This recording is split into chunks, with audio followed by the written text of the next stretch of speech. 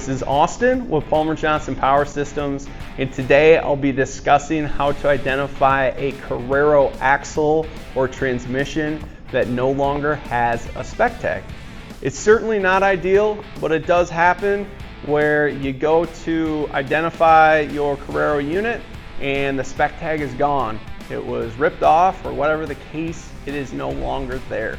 The easiest way to identify your Carraro transmission or axle is going to be to reach out to the machine OEM that this assembly is used in and ask them for a build sheet. So by providing your machine information, they typically will have a build sheet that they can provide you that will have the Carraro part number and oftentimes the Carraro serial number as well. If you provide that information to us, we're then able to provide part support or replacement unit support for you.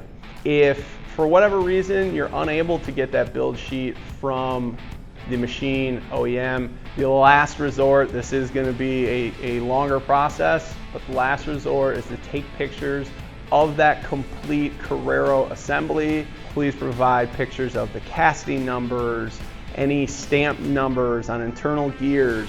Send that all to us along with your machine information, so the model of the machine, the manufacturer of the machine, and the year of the machine. And then from there, we will do our best to help and identify it.